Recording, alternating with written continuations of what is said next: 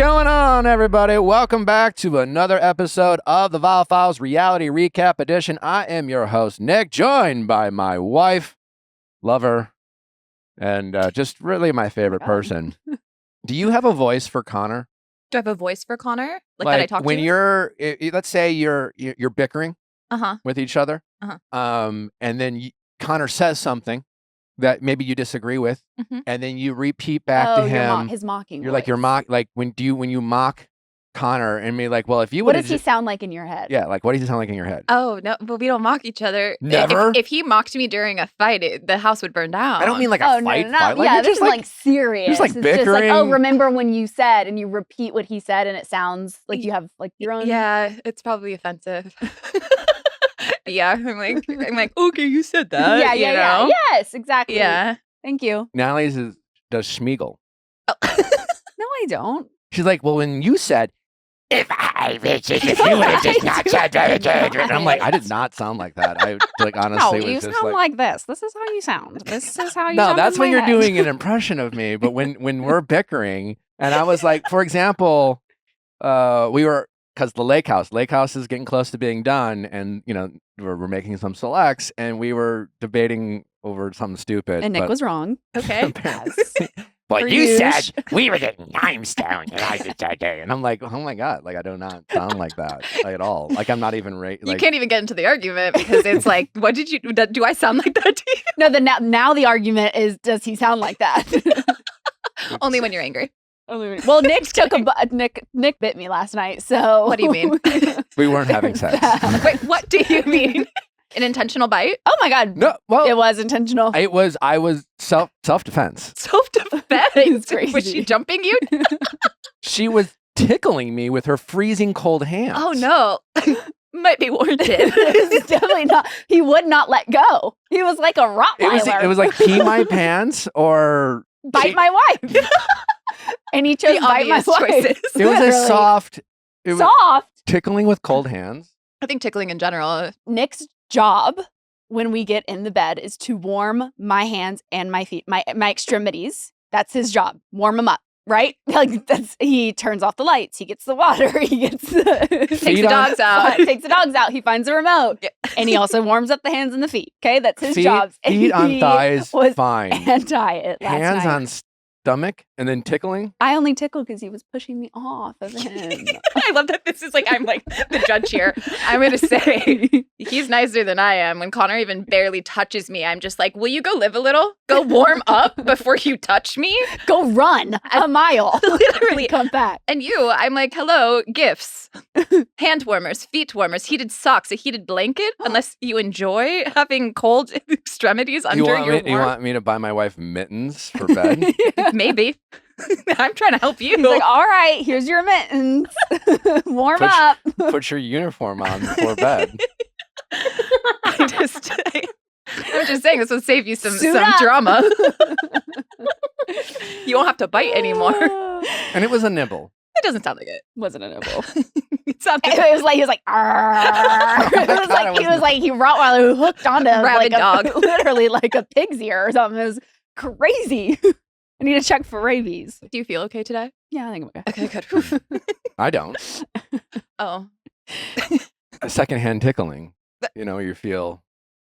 It's just you never really know when it's coming. Was just pushing her off of you not an option? Not really. Like no. like a nice strong arm, perhaps? Well, when you're kind of vulnerable lying in bed, and I'm in a weird spot, and then she gets you, and then you're kind of bear hugged, and you're tickled, and you can't flail your arms because then you could accidentally elbow someone. I'd be aware of your surroundings, so That's fair, I guess. Whatever. It was like it was instinctual. I don't know what happened. I was trying to save myself. Nuts. That's a reaction. Anyway, we have a great episode lined up for you today. Shortly, Clayton Echhard from Perfect Match will be joining us. He's also known as a former Bachelor who's been through it, and he put Rachel through it this season of Perfect Match. We had Rachel on the other day who shared her truth about the second hand or the second round of this love affair that lasted. Third round. Well, Third breakup. Third breakup on reality TV. And Clayton has his side, and you can just decide for yourself. We also have Hannah Godwin From Bachelor Land, Bachelor Nation. Nation, Bachelor whatever. Land. Bachelor land, acting like Whatever. you don't she's know. with us. Bachelor Either way, World. she's watching The Valley and she's watching Perfect Match, and we're going to catch up with her, see what she's up to. Friend of show. I don't think Hannah's ever been on. Really? No. She was never on during her season? You never had her on? No. They just released the cast of Special Forces season 4. I think it's Season 4. Yeah. And it's an all-star lineup, It's a guys. really it's, great lineup.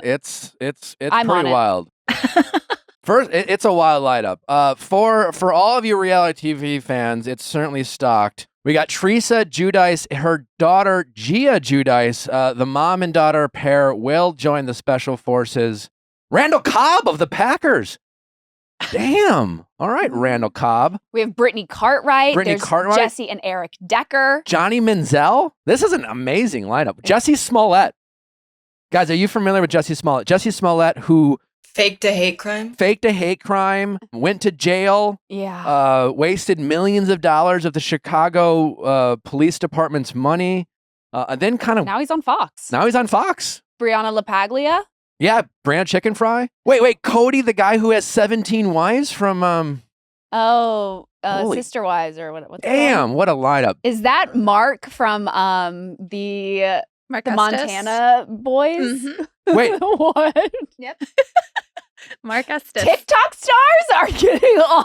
Well, Brianna Chicken Fry is on there. Well, Brianna has like her a career outside of TikTok. Sure, but she's Rob- Mark from the Montana boys, who like dated Kristen Yeah, Cavallari, yeah, is just yeah. like, And then Eva, who's Eva? Eva's America's Next Top Model. Okay. who's Nick? Nick is NBA player, Who's Christy? Olympic soccer player, Who's Okay. Chanel? supermodel. Period. Who's Andrew? Andrew's an NFL player. Oh, was that Sean Johnston? Oh yeah. Wasn't Eva on This is Eva from Real Housewives of Atlanta? Yeah, Thank this- you. And Ultimate Girls Trip, right? Oh my God. This is It's a great. It's This is a great cast. cast. When does this start? September 25th on Fox. September September 25th on Fox. And we will be covering. I knew that Brianna Chicken Fry was going when everyone thought that she was on Love Island. That was crazy. That was kind of nuts. Justin, you believed it. Yeah. I did. You did. She was- Justin said Brianna like did our- reach out to me and just asked me if she should do it, and I didn't get confirmation that she was doing it. Only that like I was like, you definitely should do it, and I think you will do well. And I gave her just a couple like tidbits, and then never heard back. And then while I knew Special Force was filming, and then she was off the grid, so I kind of assumed while everyone else thought she was on Love Island. Well, for the people who've been living under a rock, what is Special Forces? What are they doing? You obviously were on. Obviously, I was on season 2 with my friends Tyler Cameron and Judge Siwa. It's I don't know. It's several days of literal Special Forces training. It's not a reality TV show. It is a real life simulation. They are not engaging with producers. They are not like There's making. no craft There's services. no craft services. There's no downtime. No one's like making you avocado toast while you like do your makeup or anything like that. You're in a real life Special Forces training simulation where you are, every season might be different, but like you're Sleeping in you're going cots. for 18 hours a day. You're going nonstop. You are treated like a Special Forces. They are emotionally, physically torturing you. And you're doing like challenges that Special Forces training has gone Yeah. through. Yeah, and then at So the very end, it ends with them literally torturing you overnight. Literally, like In case someone were to have like gotten captured yeah. and like they you're- capture you and then torture you, and you have to survive it. And it's all about quitting. It's like or not quitting. It's all yeah, about there's not no quitting. like voting off or anything Yeah. like that. You have to. And there's no incentive. They all get paid whatever they got paid. They can leave all day one and still get the same amount of money. So it's only for pride. Oh, yeah. I'm out hour 1. They sleep at a cot. There's like one like you're going to the bathroom outside in a bucket. bucket, No, thank you. and they slowly starve you over time. I'm surprised more people don't go crazy. It was a cold climate that I filmed in. I believe this is a hotter one. Oh, that's Um, nice. It's a warmer climate. It's desert warfare, I believe. So I thought they were doing jungle. Isn't jungle should be on like the list? they at some haven't point? done jungle yet, at least with the American version. That would be cool. But I don't believe this is a jungle situation. I think this is more like hot desert warfare. Brutal. Yeah. I Uh, honestly, who do you feel like's going to make it to the end? I feel like Jesse James Decker I has think some Jesse- like power in her, and I think her and Eric are. I Gonna think Eric could do. crush. It really comes down to like, I mean, obviously Eric's a former NFL player. A lot of NFL players, like, well, first of all, no NFL players have Made it. have passed the course, because it's an emotional test more than a physical test. Because at some point you're just like, they literally are they're torturing you for 8 to 10 days straight. So it's like you are made to feel like your worst self, and you just have, at some point you're just like, why? Like, I don't need this kind of thing. Or in my case, I just kept going. Yeah, for everyone who's listening, Nick won I won. season I 2. did. Nick won With Tyler. with Tyler Cameron And Aaron Jackson, and Aaron former Jackson. Olympic speed skater. She was an absolute boss. Tom Sandoval likes to say he won, but he didn't. Tom Came went far, did close. very well, Came but close. did fail the interrogation portion of it. Hannah Brown won season 1. Hannah Brown won season 1. Well, that's the thing. Ironically enough, in the first 2 seasons, of the 5 people who did pass the course between the first 2 seasons, 3 of them were from Bachelor Nation. Who won last season? Last season you had Brody Jenner Oh, and Travis Kelce's ex. yes, Kayla. won. Yeah. Kayla. No Bachelor Nation contestants here, despite their very successful track record. Did they have couples or like siblings or like any, like, because I feel like there's a lot of pairs of people that are together. This is the first time you're This having is couples. So yeah. Jesse and Eric being husband and wife, and you have Teresa and Gia being mother and daughter. That's the first time I believe they've had any type of connection. Which could be honestly, I interesting. feel like is pretty cool. I mean, like they'll have each other to lean on. They'll have each other to be like, no, baby, like push through. You can do this. Like, I think. It'll be interesting. Well, Yeah. it'll be interesting when one's ready Or if to it's quit. like, babe, let's get That's- the fuck home to our kids. You Yeah. know, like That's are we what I'm doing? wondering. But does Get one outta here. quit while the other stays? Yes, that's Yeah. what I want to see. Or we'll both leave because she's like, well, it's my daughter. And like, babe, And you then gotta get what that's if a long Eric's flight like, home. fuck this shit, and Jesse's like, no, No, I'm I'm staying. like, can Eric Yeah. really go? Like, No. can you really That's go? true. You know, is that like leaving your wife on the bathroom floor while Do she's you- puking and going to bed? Are you the asshole? Who knows? I guess we'll have to find out and see. Well, Special Forces had Denise Richards on last season, and I know there's a lot of just, it seems like it's getting messier and messier, her divorce with Aaron. There's not a ton out there, and we certainly don't want to speculate, but I'm just sad to see it get messy. She seems to be filming Real Housewives of Beverly Hills, which personally I'm just like excited about that. Yeah. But like, I'm just really sad for Denise.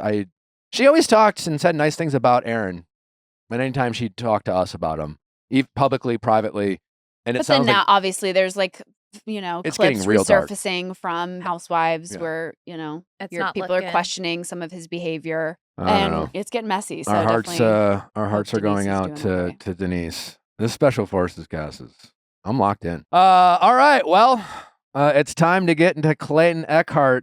We have a ton of questions for him. He's got his answers. Up next, Clayton Echhard. Well, all you small business owners out there, chances are you are shipping product because the world is an e-commerce business these days. And if you are selling anything online, you must get ShipStation. It is a must-have for all businesses out there. It scales with your business because we know that if you're shipping product, your shipping costs are some of your highest costs out there.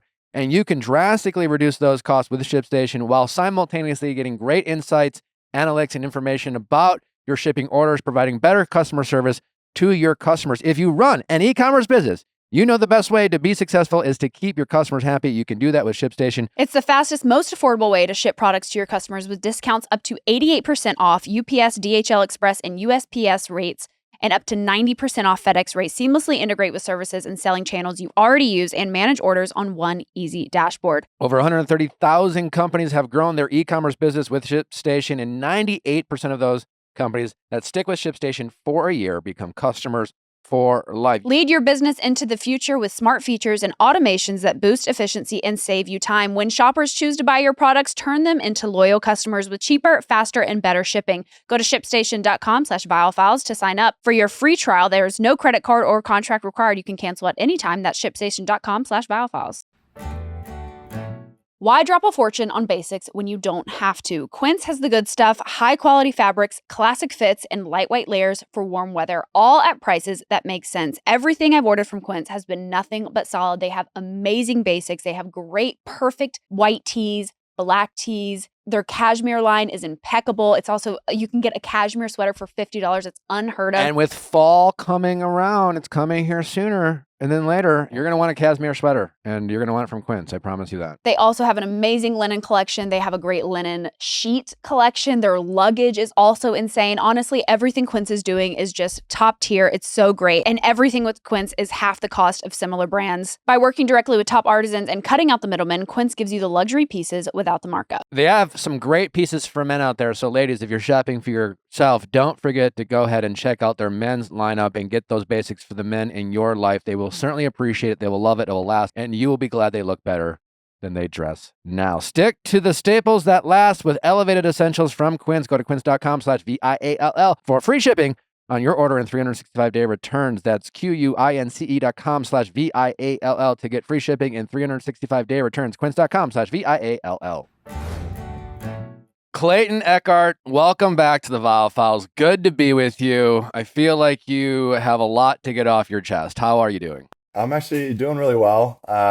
Yes, I do have a lot of thoughts. So I'm happy to dive through or into what was going through my head as we all watched the show. Your and intuition. the unfolding with Rachel. Yeah. Yes. My intuition, which, yes, I was leaning on, and yes, that intuition was rooted in reasoning, which I'll give a little bit of insight to. But yeah. Well, let's just start with one. I mean, what made you come back for another tour of reality TV? Obviously, we have followed your journey with great interest over the years. We've laughed, we've cried with you. You've been through a lot, and you seem to be like on the other side of things. Obviously, you had as I've pointed out, a tough run at times on reality TV. Certainly, and we'll get into it. You've certainly made some choices that the audience and people have questioned, but we also know how reality TV works. But either way, whatever you've been through, you were like, you know what, fuck it, let's give it another spin.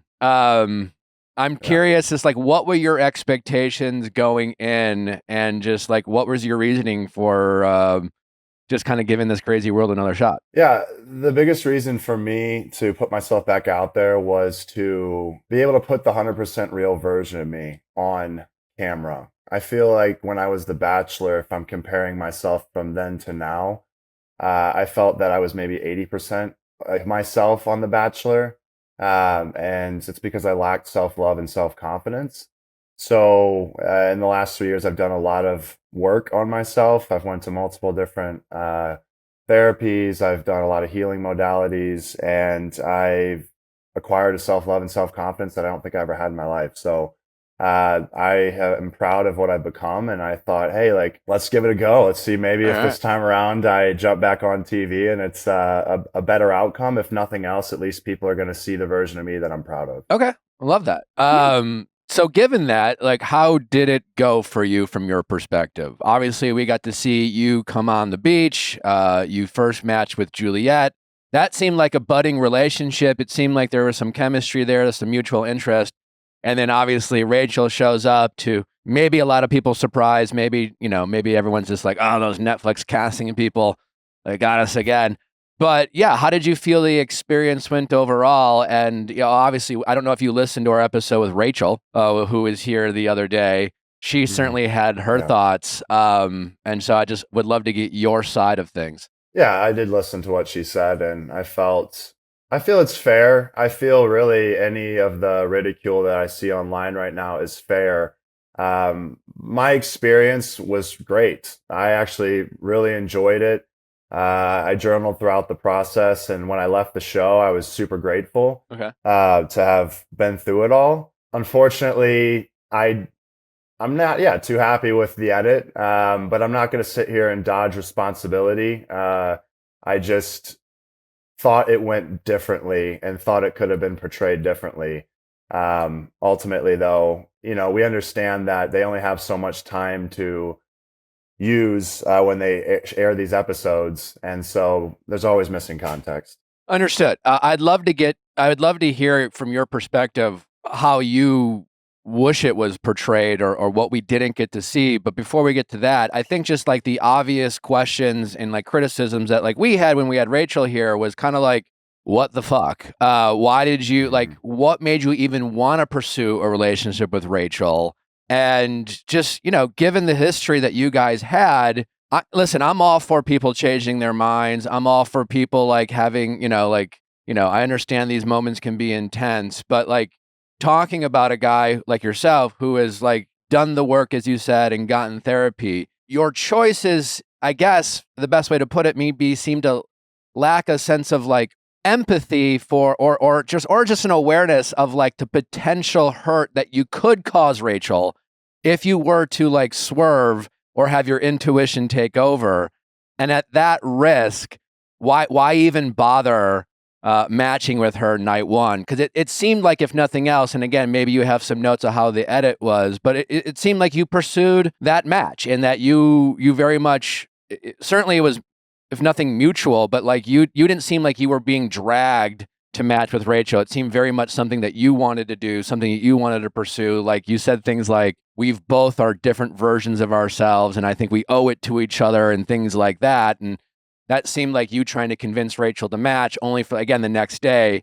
And I think a lot of people who are familiar with your two stories were just kind of like, what are you thinking, Clayton? So what were you thinking? Yeah, so of course it was a major surprise when she showed up. And maybe I'm naive, but I really genuinely did not expect her to walk through the door. I didn't think anybody else would be coming from Bachelor Nation. I really thought like they had told me, hey, this is a new concept we're doing. We're pulling people outside of Netflix. And so I thought, yeah, I mean, I'm sure I'll bump into people from other shows, but nobody from my past, let alone one of my exes. So when she walked in, it was a rush of emotion. You know, it's all the feelings that you once had, they come back up. And I think most of all of us can relate to this. I mean, how many times have we went back to an ex? How many times have we bumped into somebody a couple years later and felt the feelings rush back in? Maybe we bump into them at a bar and we decide to sit down and have a couple drinks, and all of a sudden you start to be like, oh, maybe time has passed. Things have changed. Like I've changed. I know how much I have. Maybe she's changed a lot. Maybe now this is the right timing for us. So that's what all went through my head. And of course, I mean, I did think ahead. I thought, what if this doesn't work out? What could, be the impact left? But I felt personally, which it was shown, I did say, hey, I can't promise anything. That to me was a safeguard I was putting out there to say, hey, just so you're aware, I can't promise anything that this is going to work. But I feel like we're here for a purpose, which, yes, my screensaver really did say everything happens for a reason. And I truly do believe that. So people can laugh at that, but I truly believe it. So I was like, hey, we're both here. This feels impactful. And I didn't have a strong match with Juliet anyways. So it was like, look, I feel the feelings right now. I'm excited to see you. And we had to make a decision that night. And we only had maybe an hour to 2 hours once she walked in the house. So I made a quick decision, but what I thought, and I didn't kiss her that night at all. I didn't kiss her when we got into the room. I didn't do anything with her other than talk. And then we cuddled and fell asleep. But I was purposely like, look, don't kiss her, because I want to be very cautious with proceeding. I don't want to hurt her. But what I will say I was surprised by was the intensity of her emotional response when I did then the next day say, hey, look, I don't think this is going to work. And how I got to that point was through the conversations we had, my intuition, the things that I'm looking for in life, prior experiences, the conversations her and I had. There were things that were said that I said, yeah, this isn't going to work. Like, I know what it is I'm looking for, and things have changed. We've changed. It's not going to work. So I woke up. I said, okay, I have this feeling in my stomach that this wasn't right. I still waited for most of the day just to make sure that feeling stuck, and it did. So that night I told her. And I think, again, if she would have just been like, okay, yeah, I understand. I thank you for telling me early, and that was it, it wouldn't have been a problem. I don't think anybody would have had an issue. But I think it's because the way do you that think she had the intensity. Do you think so why do you think her intensity, as you claim intensity, but like, why? I mean, I guess if someone were to say, why isn't she entitled to her response or to feel blindsided?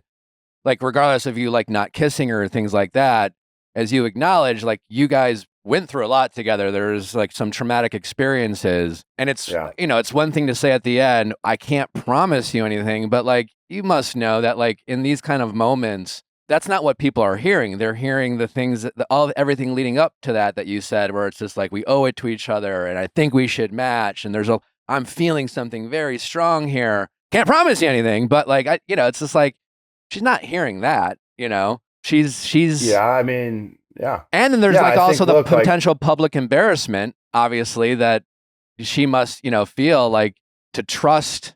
There's a level of trust I guess you asked of her that night, right? To match. It's like, hey, I can't promise anything, but like, at least let's trust to explore that, and like, she must be allowed to feel a certain way, including maybe even embarrassment, if for no other reason, like, hey, I'm like, whether he meant to or not, this guy played me, or I fell for it, or whatever she felt. Like, I guess, why are you suggesting that was a bit of an out-of-pocket response by her? Yeah, I don't want to say out of pocket. She's entitled to like whatever response she wants to provide. What I will say is I had felt that it had been 3 years. So while emotions were coming back, I still felt, hey, it's been 3 years. And the way that I thought she would respond was not, I thought it would be different than how it was on The Bachelor, because that was intense, but we had, a lot of interactions leading up to that point. And maybe this is just wrong of me to believe, but I felt like time had passed. We've only been here for less than 24 hours. This isn't The Bachelor. So I didn't expect the same response. It felt like the intensity was the exact same.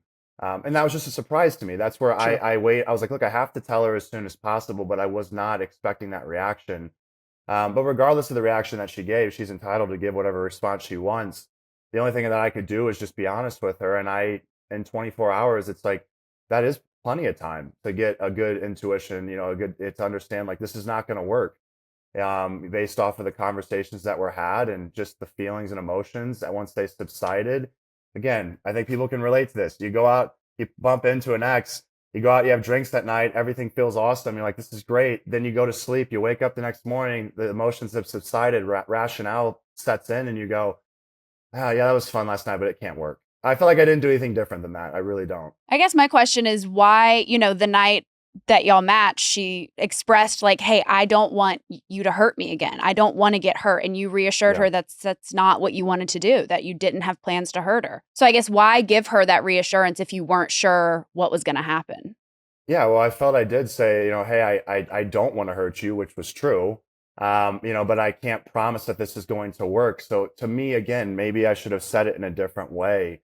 But I really felt like I was saying, look, I can't promise anything. So you could be hurt. I don't want to hurt you, but I don't know it's going to look like tomorrow. So I felt that I explained it. But again, like, I'm not going to say she perceived it a certain way. And as you said, Nick, she heard what she, chose to hear and maybe didn't put as much weight on what she didn't want to hear, or I don't know. But all I can say is like, I thought I explained it. And I guess I didn't explain it well enough for her. Did you give further emphasis on that maybe throughout the night when cameras were down and y'all were just spending time talking? Did you put further emphasis on like, hey, I like don't know what's going to happen with this? Or did y'all just not even talk about your connection really at all? That conversation that everyone saw, I did say like, hey, look, you have to do ultimately what's best for you, which I believe they showed as well.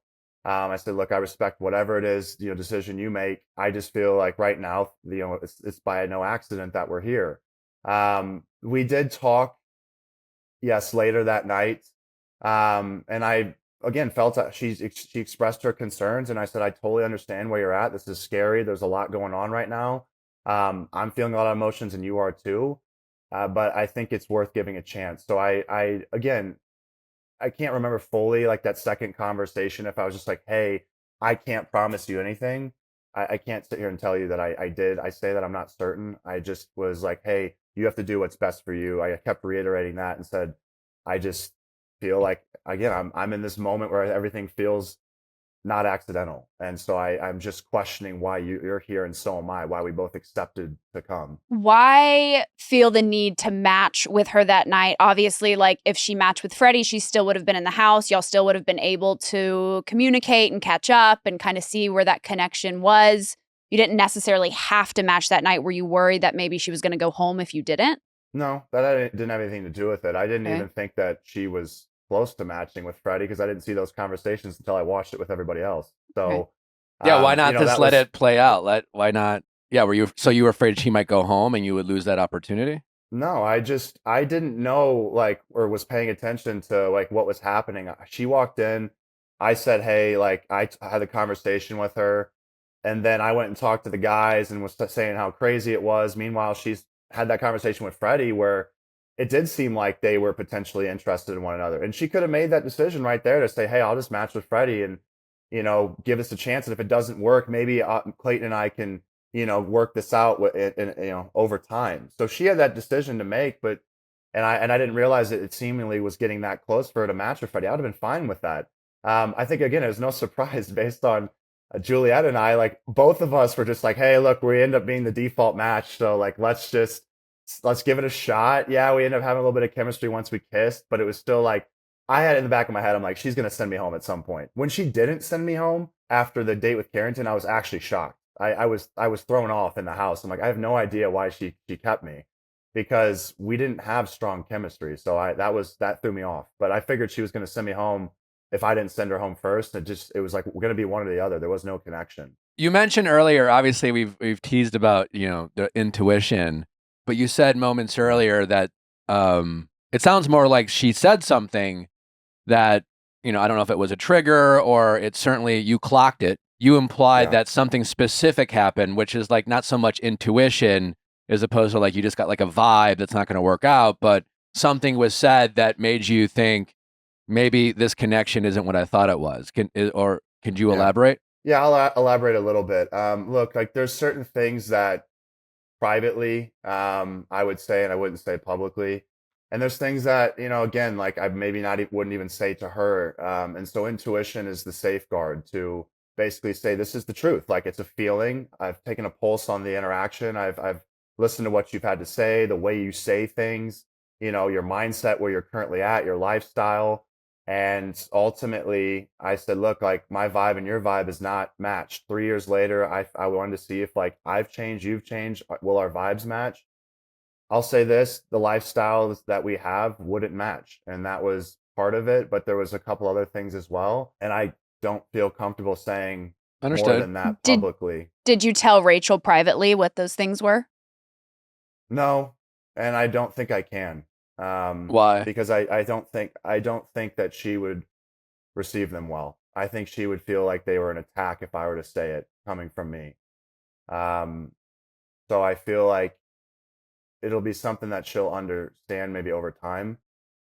Or I just don't feel ultimately like- you don't feel like you're compatible with Rachel, essentially. That's what it is. I just the exact reasons. It's like, look, I don't feel like I can sit here and tell you because I don't think you'll receive it in the way that I would want it to be received. So therefore, I bet it's just better off to leave it be and be like, look, I had to do what I had to do, but it wasn't going to work, and that's why I tried to cut it as quick as possible. Do you at least like understand that like I get what you're saying in terms of like, again, you have a right to have feelings change, but I think for a lot of people like the disconnect is just more like I think again for someone like I think you've clearly done a lot of work and introspection, but it just seemed to lack the consideration for like if my feelings, everything you're saying makes sense, right? Like you went in with some questions, you weren't even sure about like Rachel's lifestyle as you suggested, but just knowing that there were a lot of potential pitfalls to this like surprise that like understand your excitement, understand the analogy you gave about like, hey, people like sometimes you run into your ex, but like, there's a difference between quite honestly, like being 20 years old and running into your ex and being in your early 30s and running into your ex. And when you're 20, it's kind of like, holy shit, I'm feeling all these emotions. I don't know what to do. Maybe it means something. Like, I guess let's just YOLO and figure it out. And when you're in your early 30s, you're kind of like, all right, I'm feeling some crazy shit, but like I'm caught up in the moment, and that kind of emotional self-awareness I think is the difference for a lot of people when it comes to like emotional maturity and actual growth.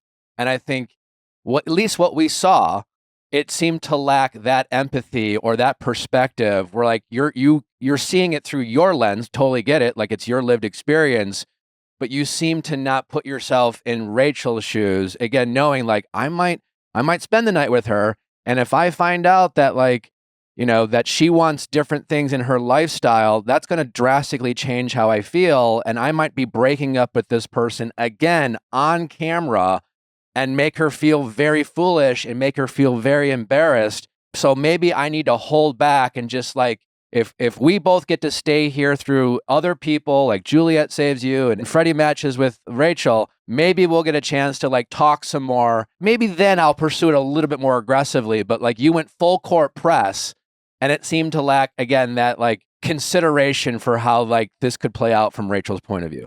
Yes, I think that's all fair. I think you said that very well. Look, has my emotional intelligence improved since The Bachelor? Yes. Do I have a ways to go? Yes. Okay. I definitely do. Fair enough. I'll say this. I grew up a people pleaser. I grew up not feeling good enough. I used to be really small. I used to get bullied. I was called Big Brother by girls. So I basically was friend zoned and I was terrible at sports. And so I went on a mission at a young age to basically prove to people my worth. And I felt the way that I did that was like by punishing myself, going into the gym, working out 7 days a week, 2 hours at a time, then basically looking in the mirror every morning and be like, you're not good enough. You got to do more. You got to look better. You got to be a better athlete. Because like, again, my 7th grade self said all my, at that point, all my value was based in sports and relationships. And so I went on this lifelong mission going all the way to the NFL, even though I didn't really even love the NFL. Like I just went to basically say like, hey, am I good enough now? I made it to the highest level. And then I become the Bachelor and it's like, okay, maybe girls will now see me as no longer the Big Brother. But I subjected myself to like all this pain, hours in the gym, the micro tears of the muscle to build it back up, like telling myself I'm not good enough. And I say all this because I basically use pain as a driver. And what I've realized recently and through this experience is that because I was always trying to prove my worth, I was very narrow-sighted at times, and I was only considering my own thoughts as opposed to being able to step back and look around and say, hey, take a deeper dive into how this is going to impact other people. Because if pain's my main motivator, unfortunately, pain comes with a side effect of harming other people. So this experience was definitely eye-opening. I do agree with you that yes, like everything you just said, I didn't go to that extent. And I agree with you that I could have or should have, and I hope that going forward I will. It's just in general, like not off reality television. I have improved my emotional maturity, but I'm still not where I want to be. Understood. That's fair. Backing up to when I asked you about, whatever happened that night with you and Rachel, maybe Rachel doesn't give a shit. Maybe she doesn't want to know. But don't you think that if Rachel wants to know, like she deserves to know? And don't you think maybe it's not like your place to assume what she can't handle? You're very. I feel like you're very wise, Nick. I'll give you credit. That's how you pulled me on here after I was hesitant to come here in the first place. Well, you do. You must know Clayton. So, like, I mean, we've talked offline. You've been through it. I've been through it, but also you have wisdom. I'll give you credit. People don't give you credit sometimes. They like you're a wise individual. So thanks, Clayton. Yes, but I'm rooting for you, and I think I do think you are a well-intentioned man, and I think sometimes you make mistakes, and sometimes I don't think you think things through, or sometimes I think like all of us who go on reality TV. We're kind of going on through our, we're the main character in our story.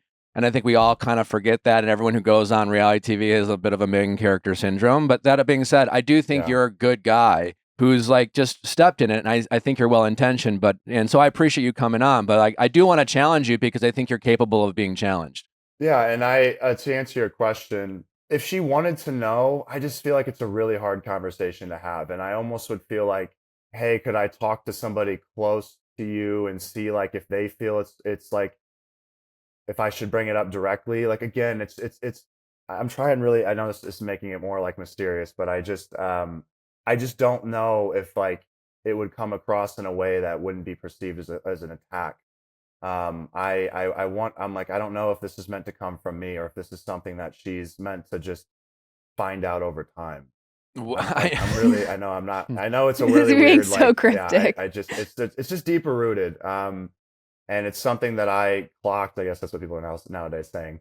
But I just felt like, look, like where our energies aren't aligned, and it's just gonna basically. I can see this would cause issues if we were. Sure. Well, maybe she doesn't need to find out over time because maybe it's just your opinion, and maybe other people. Yeah, correct. And she might say that's okay, thanks, but I don't agree with you. And okay, then that's totally. it. I'm just saying, like, if she If she listens to this this interview and yeah. she's like, motherfucker, like what What did I say? what did I do? Like what was the problem? Like, can you tell me? I'm assuming Yes. you would tell her. Yes, I would. Yes. I mean, yes.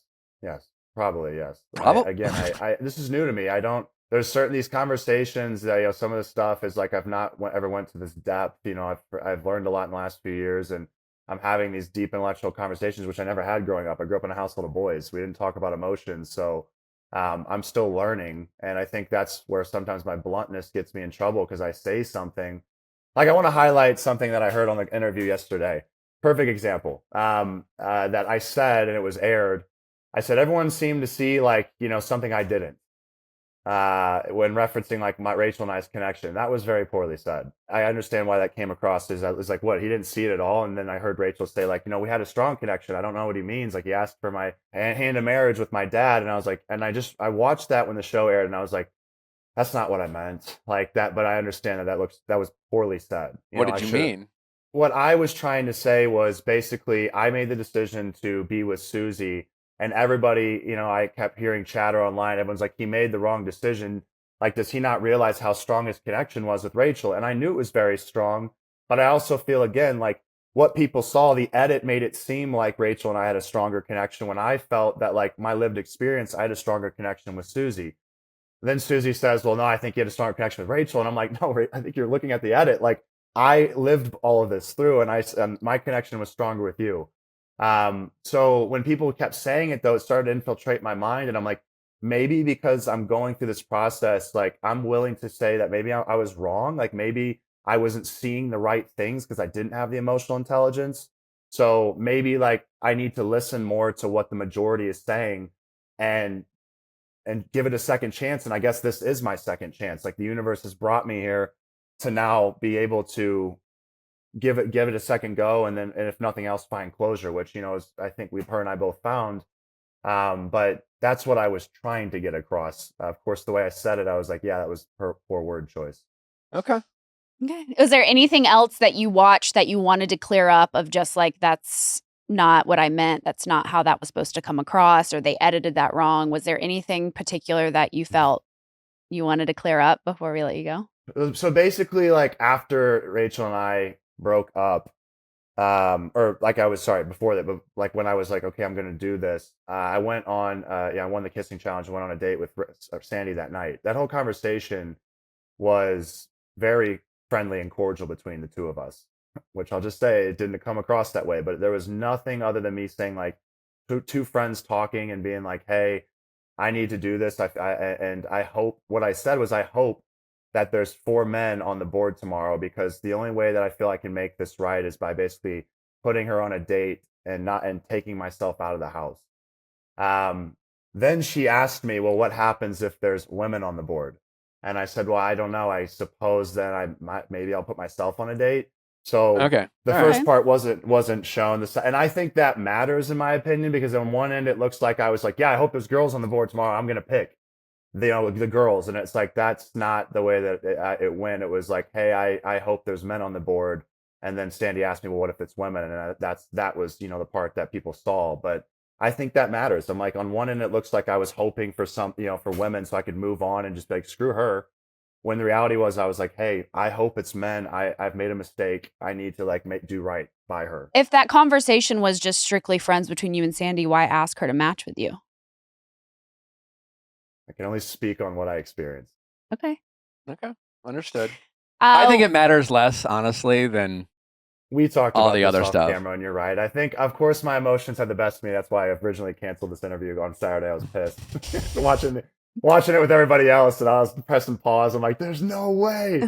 Yeah, because to me, yes, that's I just think whatever you lived and whatever was shown. And again, with reality TV, you're spending a whole day, there's 50 characters or whatever, and it's all condensed into 1 hour of footage following stories, right? So sometimes there's an emphasis to make a point on on a moment. And I think the point that really I think all of us are trying to are focusing on it, and why are a lot of questions is again, just your thought process the night of running into Rachel and all the things that you said to her to get her to match, and what comes across the next day is a kind of sense of it's not that big deal, or you didn't totally understand the emotional severity or the potential risk that you might be causing someone. And I think that part with Sandy is just kind of an emphasis on like, what's the big deal? And it was Right. that. It's where like where I place emphasis versus somebody else. Absolutely. And look, this is what I will say. Watching it, I am not surprised people are mad at me.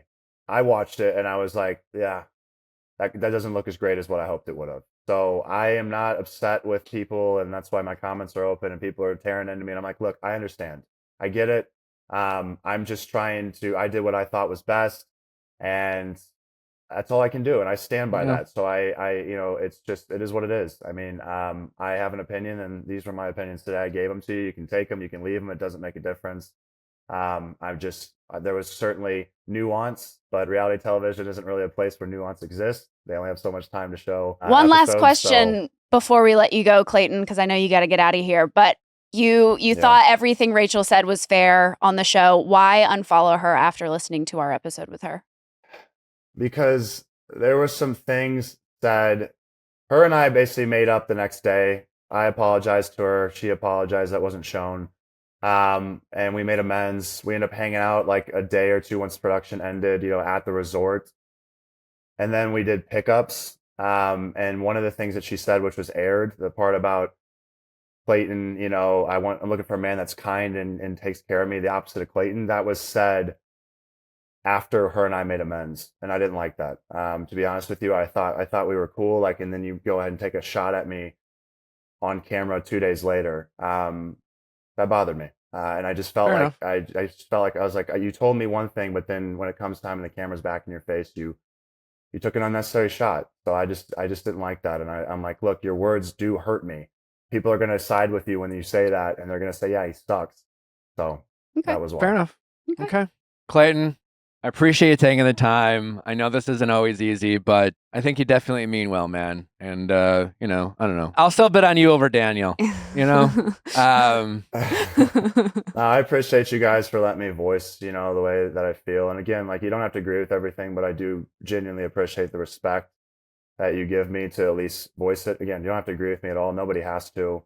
I'm still a work in progress. I'm still trying to be better. And clearly I can take this experience and grow from it as I should and will. All right. You selling houses these days? You want to plug your real estate business? The real estate's popping right now. I'm selling the solar panels. I got a docu-series on the way, a podcast series over the whole paternity scandal, which will give people some background info on all the craziness behind there. So there's a lot of things churning right now. How can people reach out to you if they want to buy some solar panels or a house from you? Everything's through my Instagram. So if you go on my Instagram, my bio, ClaytonEchhard.com, and that's where everything's at. All right. Clayton, thank you for your time, buddy. Bye, Clayton. Thank you, guys. All right. Bye-bye.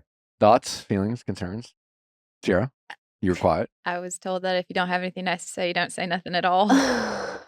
I'm just like, it's hard to watch where I'm just like, there's zero accountability, and it's everyone else's fault. Well, it's not zero. Okay, 5%. There was some accountability. I do think, he does point out where a lot of his issues or flaws stem from, which I do think makes a lot of sense. And I do think a lot of that self-reflection comes from therapy. And so that does give me proof that like he is working on himself because he's able to recognize where certain things come from. But, he also like him not wanting to tell Rachel what she said that made him like that's crazy. Like implying that she can't handle it. Yeah. It all went to shit after the kissing challenge. He rated her his second least best kiss. He gave her a 6 out of 10, and then his intuition kicked in and was like, I don't like her anymore. You think that was it? I think that's what it was.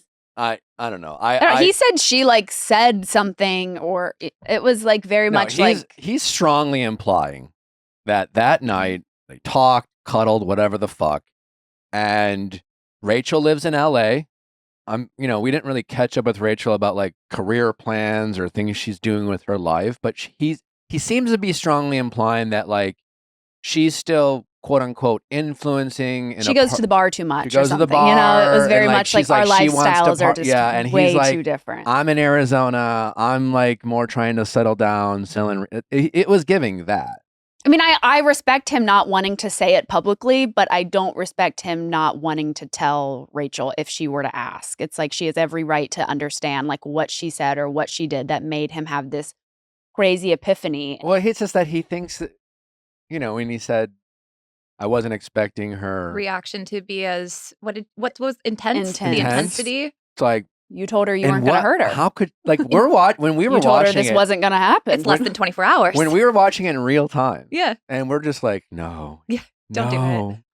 Yeah. No, what are you doing? And this is before we thought what the hell was going to happen the next morning? And then the next morning, we're like, no, oh my God. As I said, I felt so bad for her, but I was also like, what are you doing? Why are you saying yes to this? But like, okay, I get the whole exes. Yeah. Like sometimes those old feelings kick back up and you're like, great, you're saying everything that I wanted you to say the first go around. Why would I not believe you or try to lean into this? And then to just like pull the rug from under in like 12 hours, you're like, oh, I really thought about it after I cuddled with you all night. And I didn't say a word that I was going to not be into this. But here on camera, I don't think this is working. Like, Yeah. because you did a really good job asking about like what was happening while cameras were off, because that would have been a great time to explain to us that there were conversations that were happening, that she wasn't fully blindsided. But what I got is she's fully blindsided. She was fully blindsided. Yeah. No, I don't get his thought process at times. I'm just glad he's willing. He at least acknowledges it, and For he sure, will he acknowledge does. that, like, hey, and compared to some of these other guys, like, this Daniel's a dick.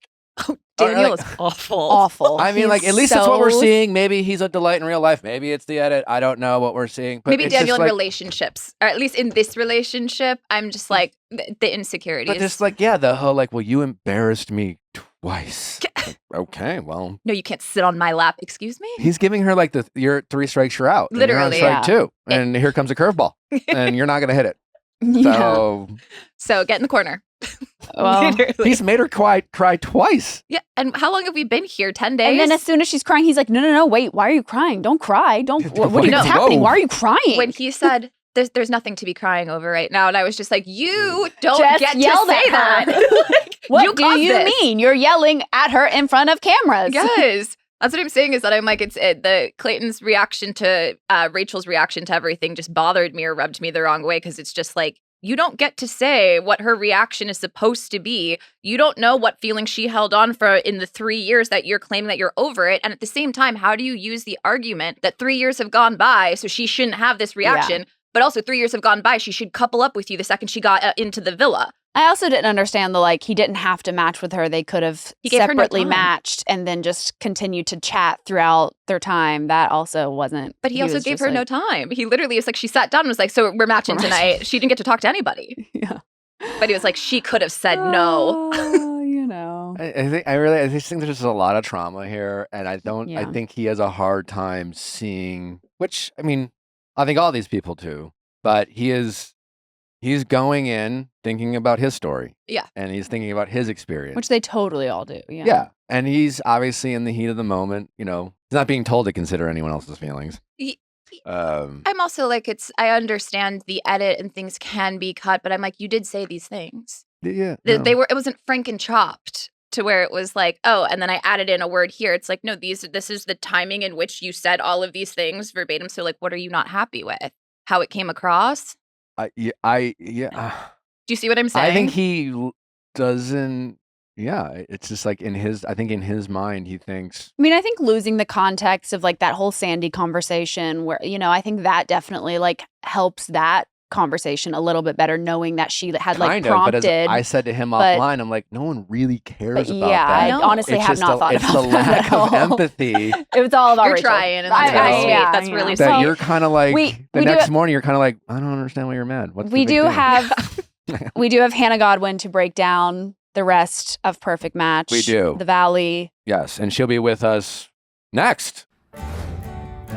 Well, you know how much we love our dogs, Jeff and Steve, and we love them so much that we want to make sure that they are taken care of, because when the unexpected hits, even when it comes to your pets, you want to make sure they're taken care of, and that's why we rely on the ASPCA Today's episode is sponsored by the ASPCA Pet Health Insurance Program. Your pet is a part of your family. Our pets, Jeff and Steve, certainly are a part of ours, and you want what is best for them no matter what. But vet bills can really add up. With the ASPCA Pet Health Insurance, you can focus on the care your pet deserves and cover what matters most. The ASPCA Pet Health Insurance Program offers customizable accident and illness plans, making it easier for pet parents like you to help your pet get the care that they need. The ASPCA Pet Health Insurance Program has been around for over 18 years, and they've helped more than 600,000 pets during that time. They allow you to customize your plan, helping ensure that your pet's plan is as unique as they are, because vet bills can really add up, especially when you're least expecting it. It's simple. Use their app to submit a claim, and you'll receive reimbursement for eligible vet bills directly into your bank account. To explore coverage, visit aspcapetinsurance.com/VIALL. That is aspcapetinsurance.com/VIALL. Again, that's aspcapetinsurance.com/VIALL. This is a paid advertisement. Insurance is underwritten by either Independence American Insurance Company or United States Fire Insurance Company and produced by PTZ Insurance Agency Limited. The ASPCA is not an insurer and is not engaged in the business of insurance.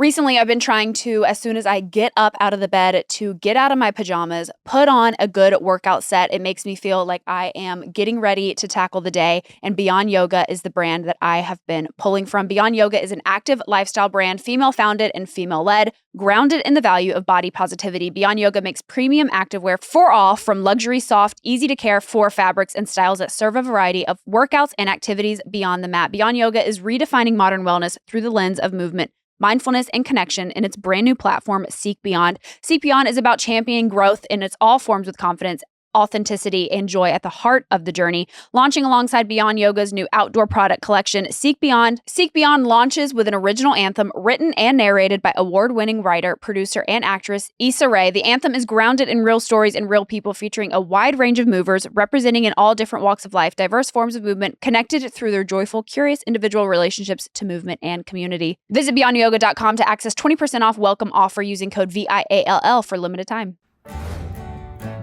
Hannah, welcome to the show. Thanks, guys. My first time here. I know. I couldn't believe it. I was like, you never had her on during Colton season? Well, there is a story, but Oh, my God.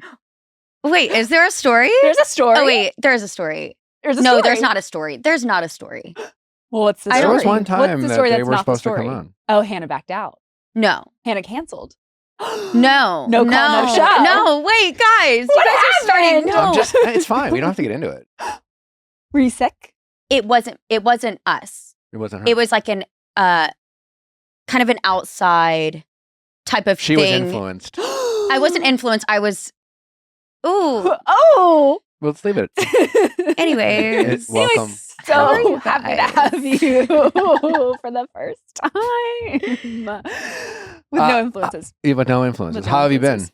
I've been really good. I've been traveling a ton. You're a busy bee. Actually just went to Wisconsin. Yes, because you Right? too also have a lake house. Dylan has, and me, I guess not. Does that mean It's I have yours one? now. No, You're I can't say married. that. Yeah, It's your ours. house. Yeah. Okay. Well, Yeah. Unless you want to get into your prenup. Oh, no. Like- Maybe not here. Next time. Just kidding. Yeah, so I have a lake house now. And anyways, but it's in Wisconsin, and Dylan's it was family's so much lake fun. house. Dylan's family's lake house. And it's just my little Midwest summer, so Hannah Montana fun. summer. Yeah, it's really, really nice. And we were just there for like 3 weeks. Do y'all, when y'all Doing go, do y'all nothing. stay for like long periods Yeah, of time? Yeah, it's like summer. Like I was like crying leaving just because it's like I'm not good at chapters ending. So like I just have to have a moment rolling my suitcase out, like looking at the wall, like being Right, like, like because I write saying Do something you only go Bye. once a Or- year? We try to go in the winter too and celebrate Christmas or Thanksgiving, Yeah. but sometimes we've been traveling instead. So, The but Midwest it's is great. quite magical in the winter, like with the snow and the vibes. It's, I have to say. Oh, ours it's is quite going to be real magical. good. Yeah. Yeah. wait, It's- when do you guys? It's supposed to be.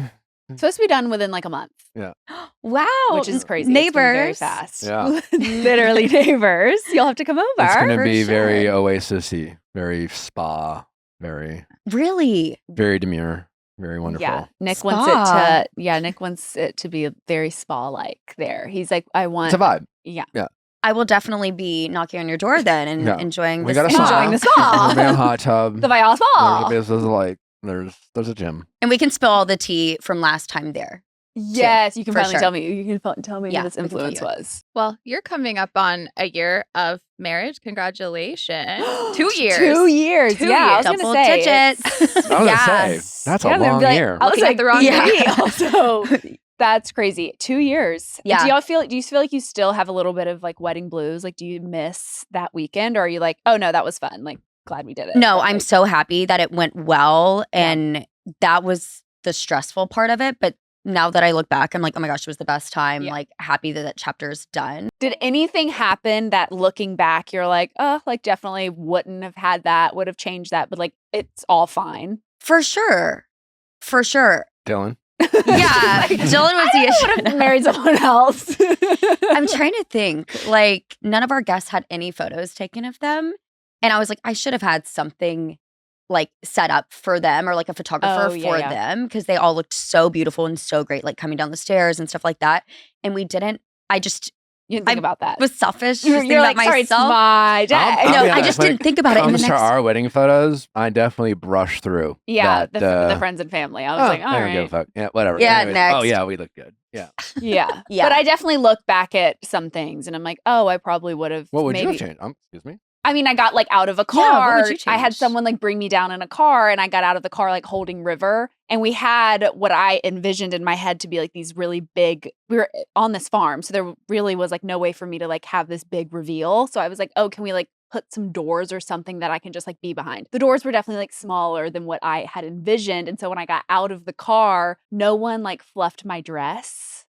So when I started to That'll walk do it. down, yeah. So finally I get up to where Nick is and I like turn around and I'm like, I need someone to like, where's the maid of honor? Someone, because we had no one up there with us. Like everyone was in seats. So I was like, someone's got to fix my dress. So we like paused the ceremony and like my maid of honors came and like fixed my dress. And then I was like, wait, sorry, also my veil. And they're like, okay, we're coming back. So we had a couple of like Respect. intermissions because I was like, this has to be Which was right. memorable. It was. Which, by the way, that's a way better scenario than looking back and being like, oh my gosh, my dress Yes. and my veil Exactly. were crazy. I was very glad I did that. I instead of wouldn't waiting. have changed anything. I was also just thinking, and I wonder what you guys did in this space. It just sounds so silly, but it is what it is. With posting it, did Mhm. y'all post stuff that Weekend? weekend Yeah. or did you hold? No, we didn't do any like I didn't have any like TikTok trends or any of like that Yeah. stuff that I did.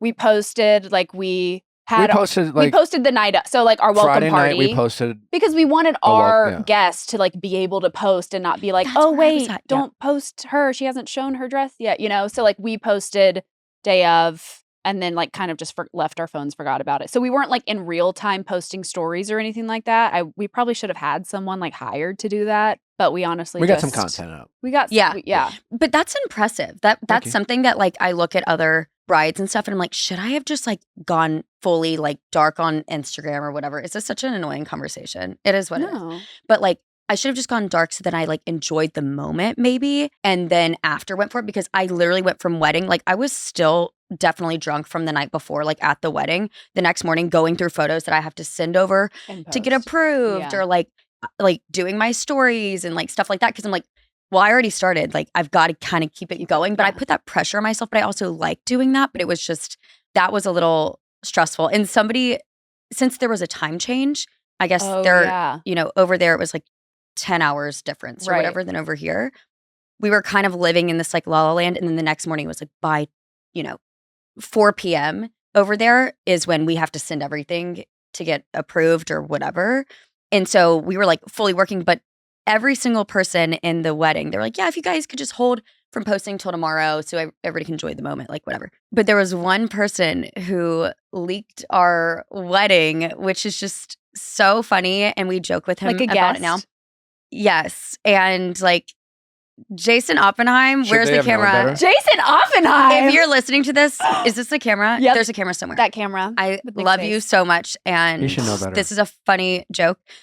So he was in, quick story time. He was in Greece and he was like, yeah, I might be able to make it to your wedding. We're like, might? Like, okay, whatever. It's like, whatever. We're at the dinner table. Like, I'm in my wedding dress. Dylan's in his like wedding outfit. And he texted Dylan. Dylan just so happens to check his phone.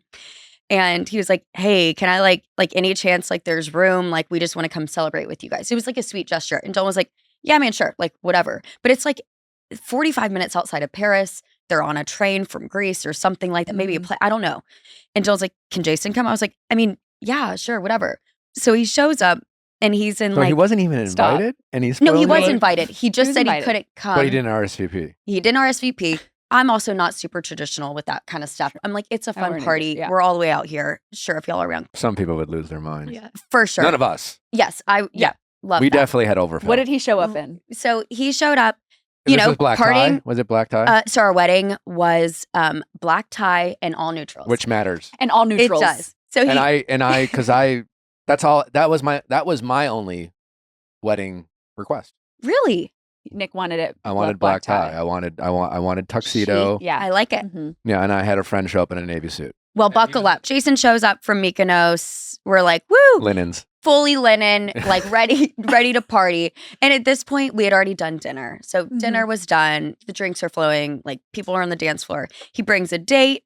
Nice to meet you. Yep, I'm getting married today. What's up? Like, so Yeah. nice to meet you. Great. What's your name? She does it. Whatever. The date does it. Well, no. No, she So- just met his date for the first time at her wedding. So we show up and Jason, I can't believe I'm making this about him right now, but it's just funny. He shows up and Dylan's like, yo, I have an extra jacket because he had a jacket change. Goes up to the course. room, dresses Jason Oppenheim in his wedding suit. Did it Oh fit? my God.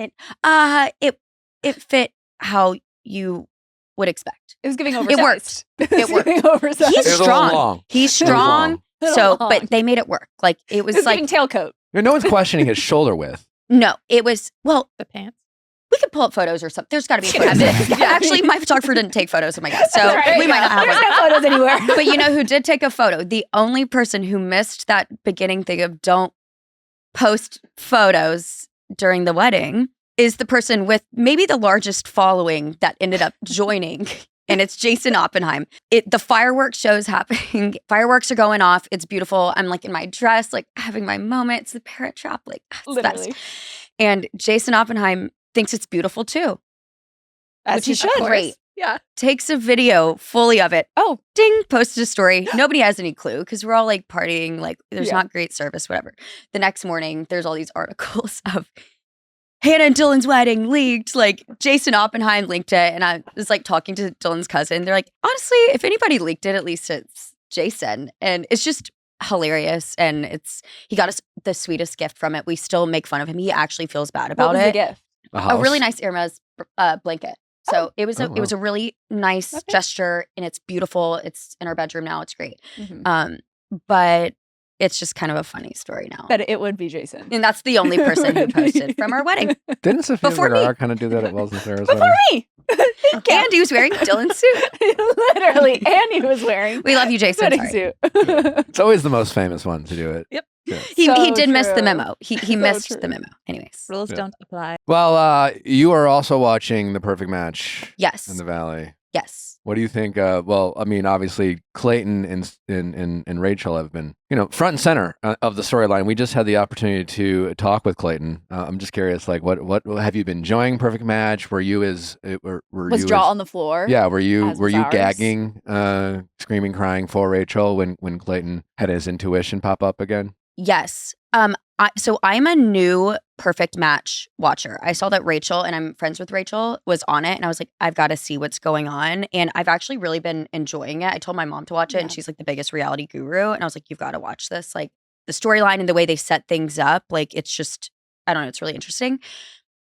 What's funny, and I don't know, has any Bachelor people been on Perfect No, Match no. before? First time. Was this the first time? That feels like that Mean Girls quote where it's like seeing your teacher outside of the classroom or whatever, like Like a seeing dog them with at a the ball mall. behind legs. Yes. It feels like that a little It was bit. a little weird, for sure. But I like it. But I'm like, oh my gosh, like the dynamics are just different. Like, Mhm. Yeah, it's funny to see like the Netflix people, like the too hot to handle in challenges versus like Rachel in challenges where she's just a little like, oh, I don't, or should we be kissing right Yes. now? I don't know. And the if too hot to that's- handle people are like, I'm gonna love bomb the shit out of these Yeah, people. I have a vibrating anal gland Yes. speeds or something. You know? literally. And Rachel's like, I'm just here for the and right it's reasons. vibrating their I'm- anal glands. Yes. Yes, that's exactly what's happening. And even during the makeout challenge or whatever, like I'm like, oh, like I feel like Bachelor kind of needs to be protected in a little bit just because they're, I don't know if it's like the kids at school with like different lunch tables, but like the Love Island people are definitely like, they're going to cool parties. Like they're using maybe. No, for sure. Like, you know, they're stealing their mom's alcohol. Yeah, they're doing that. And then you have Bachelor where they're just like, you can tell they're trying to kind of break this like perfect, like, please just don't let me get canceled. Please just don't let me, like rocking back and forth kind of narrative versus like the Love Island people are like, whatever. Like they're like so chill and relaxed. It's like you want to be like, oh, they're not kissing good because like they're from The Bachelor. Like they are good kissers, but they're just nervous right now. Like and Love Island people are used to having buttholes in their face while making out. Yeah. Exactly. So the dynamic has been cool. I've liked seeing them on it. And I feel like they're kind of like opening up and like getting out of their shell a little bit. But Rachel shouldn't have to go through this thing again with Clayton to answer your question. It was crazy. No, it's insane. Clayton, when we interviewed him, he said he was surprised by Rachel's, how did he say? Intensity. By her reaction the next day. He thought it was a little too intense. I think that tracks based off of what he, like, tracks in terms of how he has been responding to things. He's kind of in his own la la land. He also said that she had like said something, or he alluded to like him finding out something that like really turned him off. And he wasn't comfortable telling Rachel or the public what that was. So we're all at a little bit of loss. We're all confused. It was giving like she wants to party and I don't. It was giving like maybe, I don't know, her breath stunk or something. And he's like, I just can't tell her. Like she will take it as such an attack. I can't. It can't come from me. He was like, I honestly want to tell someone close to her. Oh, what? That person I feel like it's giving he thinks that she cares what people think and he doesn't kind of. I think that she's kind of going into that like Love Island energy realm and he's still stuck in like perfect la la land. I really enjoyed talking to Rachel because like Rachel came like when, you know, Rachel and I had a bit of fun because like when Rachel was the Bachelorette, as you know, like we cover this as a show and we understand like we might say things that like rub people the wrong way or they don't appreciate our commentary on the show. And like we totally get that. And obviously I think Rachel like, you know, I've said some things. She hated Nick. She absolutely hated him. She hated for sure. Nick. 100%. Yeah. But then she came on wonderfully when she went on Bachelor in Paradise, and we had a lovely conversation, and they've made up. We buried the hatchet. Yes. And then Rachel came in this time, kind of like just more like, you know what? Fuck, I'm on reality TV. Yeah. You know, just like this is not that serious. I'm doing TV. I might have some critics. She was like just willing to like make fun of herself, like just be fun. And it was such a 180 from like just how earnest Rachel was. Like you said, I think a lot of it is just coming from Bachelor Nation, where it's just like you better not be there for the wrong reasons. Yes. Because if you are, like, you will feel the wrath. And I felt like it's ironic because like Clayton's talked so much about this emotional journey he's on, emotional maturing, suggested to Rachel that they are both like a better version of themselves, and then kind of implied to us that maybe he found that she wasn't. But like, again, seeing and talking to Rachel, just her more kind of carefree approach to me screams more like she's really matured, you know, like, because you really just you can't take yourself that seriously in this world. Right. If you want to keep doing it, you know, because if like, I totally empathize with Clayton, but if your goal to come back on reality TV is to like show people who you really are, you're in trouble. This isn't the place. This is not the place. You're not in charge of that edit, and those like, people don't give a fuck. You go ahead and just keep posting. Correct. Just keep posting and keep dancing and keep doing your thing. Dancing, yeah. He's better off at doing a bunch of just like Instagram lives than going on reality TV to show who he really is. You know, I think so too. I think just showing a little glimpse of who you are is sometimes that's the move, and it's like you have control over that. And it's great. I will say though, I never really liked them two together, and not saying even before like when the season was happening. I think, and I maybe just because I know Rachel, not saying that either of them are like. I just don't know if I see the compatibility. Yeah. And I feel like they just had a little bit of a comfort kind of thing. But I'm like, Rachel, I feel like you want something so different. Somebody who's like exploring and like, you know, going out into the world. She loves to travel, like all these things. And then, well, I don't know Clayton, so I don't really know what he wants. But I think it's different than what Rachel wants. It could be a little bit different. Yeah. What are your thoughts on Daniel and how he handles, you know, some of the issues that arise with Lucy? How does being triggered. Daniel. He's the one who like he gets like I mad. know these people. This I'm guy. so bad at names. That guy. Yes. He gets like Okay, mad at yes. her a lot. For being embarrassed. Yes. Yeah. Okay. With her laughing, That was the second time. Yeah. Talking being to like, you're someone. talking too loud, you're laughing, you're doing too much. that's a major red flag immediately. So she's going to be laughing with your friends and all of a sudden you kind of feel jealous or something. It's like she finds other people funny. Like, that's okay. Right. This is okay. And I don't feel like she was giving anything more than it was like a conversation where she's just laughing out loud. But what was crazy is like her being like, well, can we have a conversation? Can I like explain to you what, because like they're laughing at the fact that he has the same birth date as her very, very toxic ex-boyfriend. And like, oh, haha, he. And he's like, no, it's not a conversation. It's like, done deal. You shouldn't be laughing that loud with another man. We're also like, 10 days into a dating show? Right. So I'm like, if she wants to have a conversation, she should be allowed to have a conversation. And the Correct. switch up when she starts crying and gets up and he's like so manipulative, like the hug, it's so toxic. And be like, wait, no, I'm sorry. He was wanting that out of her. Like Mhm. I think that's like how some people do relationships. It's like they want to create like, a little bit of like toxic energy a little bit. And then they want to be able to solve it. So then it makes them come closer together. And she's probably like, or I hope she's like, what the hell is this guy doing? Like recognizing that pattern. Mhm. I don't think he's a bad person, but I can tell like he keeps falling into that like dynamic, which is I am not here for it. And I'm like, you're doing that with cameras 10 days in. You're making her cry multiple times, and it's like, for what? For you laughing. don't know anything about her. Well, I think it's weird because like I'm watching this and I'm like, it's easy to be critical and watch it and kind of like, and I'm always like, well, what was I like when I was in my early 20s? Like if I were to come on a show like this, right? But you're also like watching Bachelor in Paradise, like that thing, like Brian and even Jeremy. It's like a lot of these men are very much giving like when it's not about them. Mm-hmm. It's always like, what's the big deal? I don't like what is like nothing's that serious. It's not a big deal. But when it's emotionally about them and they're like, they turn into the emotional babies. Biggest babies. Like it's like there's this lack of self-awareness about like, I guess being empathetic about what it is to be in someone else's shoes. But it's like these young men and now are in this climate of, be more vulnerable, go to therapy, talk about your feelings. And they're like subscribing to that, but like completely checking out when they feel so validated to talk about their feelings. Or like that they get to use some sort of jargon that Yeah. like explains it, but at the same time, it's like, no, you're just being reactionary. You're not even listening or like trying to have a Because conversation. it's my boundary. You're not supposed to laugh at me. Yes, It's- I'm being brutally honest with you right now. And Yeah. it's like, bro, Well, we know. get that. we know. Yes. But no empathy. You don't want to understand where I'm coming from. It's just my side. I'm telling you how I feel, respect it. And it's just like, okay, but there's two sides. It's like they've been told to like express their feelings for the first time, so they feel so righteous. They got the pat on the Yeah. back and it's Yes. like, all right, doing this every day. It's like you can't expect to like release your feelings if you're being an asshole Yeah. and it be Yeah. received by everybody. Right. It's Right. like you can express your feelings and maybe it doesn't come out the right way or whatever, but I don't know. I think that there's something to Even that Tom for Clayton, sure. he's like, I was honest. But I said the truth. I said the truth. But I feel like a lot of these guys are like having this conversation like in the mirror of like how it's supposed to go and then acting shocked that there was another response. Yeah. You know what I mean? They're like, no, it's not supposed to go this way. I'm supposed to tell you and you're Sure. supposed to take it and it's supposed to be okay and I'm a good guy. And it's like, no.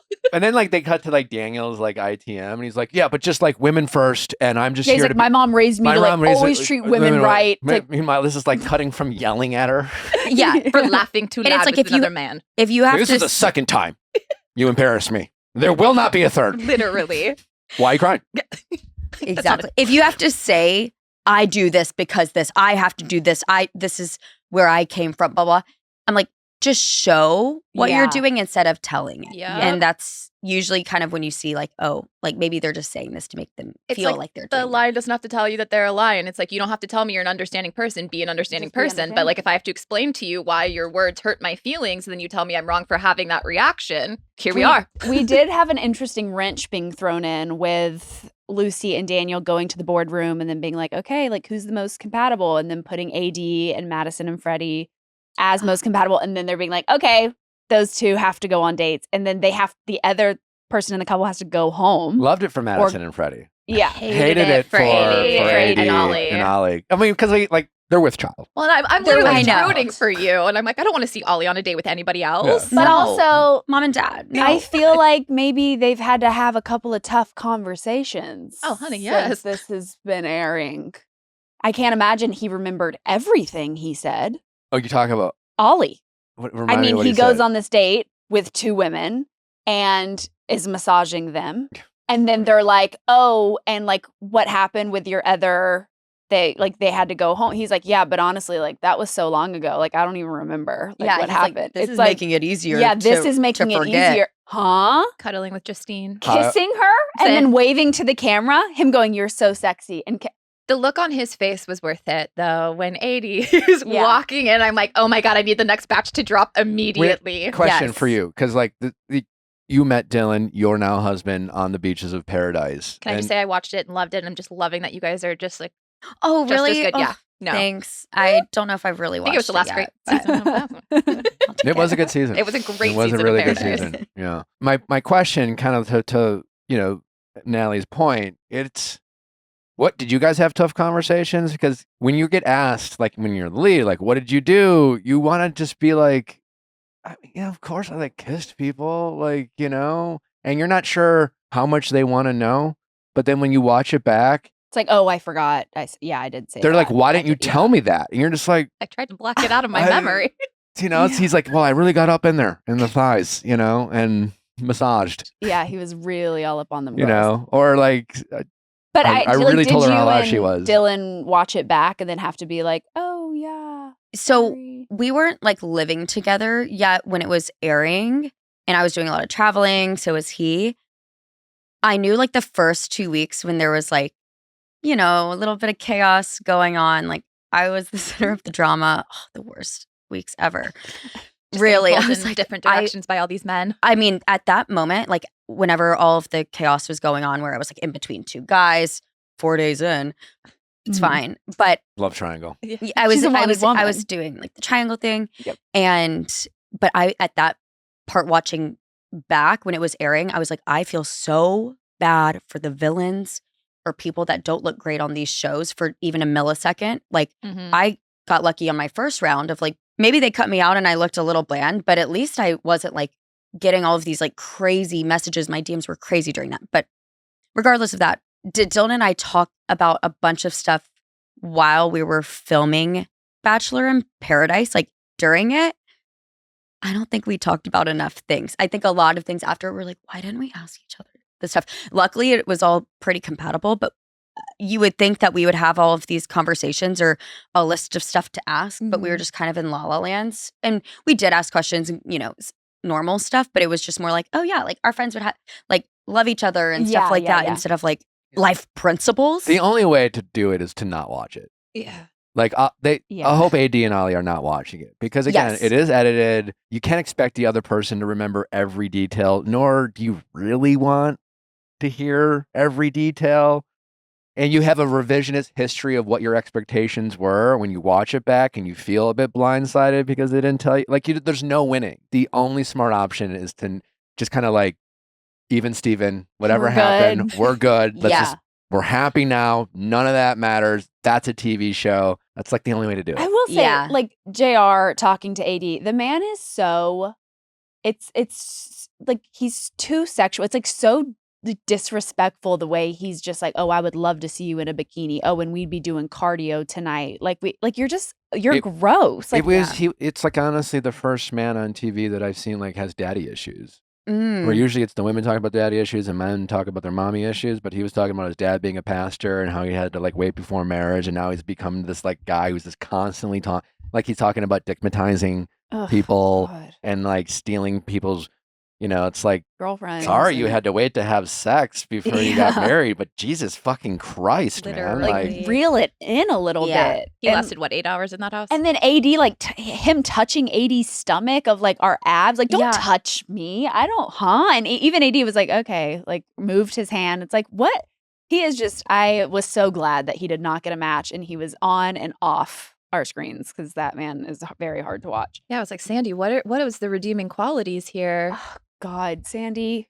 figure it out, honey. It's She not literally that- brought that man back for herself, Yeah. essentially, and then was like, "No, I'm gonna stick with my guy." Yeah, I'm like, you brought him in for what? For what?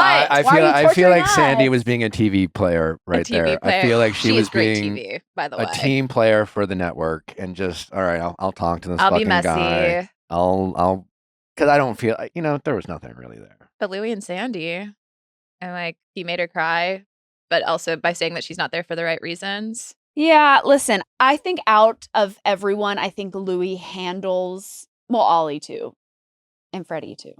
I think he handles confrontation quite well. I think, obviously Daniel, we have Clayton, we, just some of these men who like don't know how to communicate. And I do think he's like, listen, like, let me preface this. You did nothing wrong, but these are just like, this is how I'm feeling about it all.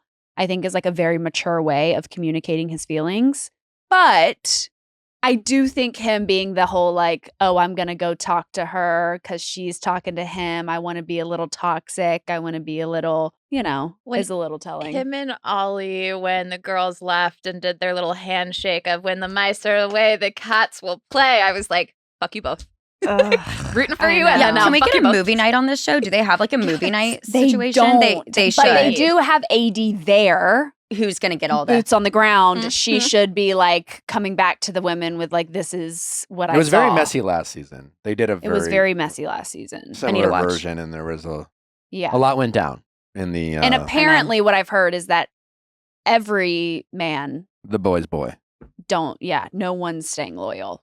So Something about Louis, he's UK based, right? Yes. I feel like anytime I watch the UK shows, Love is Blind UK, Love Island UK, the way they communicate, even if it's not what you want to hear or something you don't agree with, the way they were like raised, I guess, to communicate, it's just kind of like clear and there's not a lot of the like wondering what they're thinking kind of thing. Yeah. It's like just putting it out there and saying it. And Dylan and I always say that anytime we watch like Love Island UK, we're like, they're just like getting conversations out of the way. Mhm. Maybe it's a US thing, maybe it's just the people they're bringing on the show, but I feel like there's like this like, I don't know. So I noticed that with Louis too. I was like, well, I wish he didn't say that, but I was like, respect that he's saying that. There's Putting it more of out a there, I guess. self-awareness, if you want to call it self-awareness, of like in the US that you're being filmed, that you're on TV, that there's going to be an edit, How you're going to be perceived. that you have like hopefully brands coming your way. I also do think it's hard for people in general, though, to just like say how they feel. And I think it's a lot of like anxiety and a lot of stuff that's just like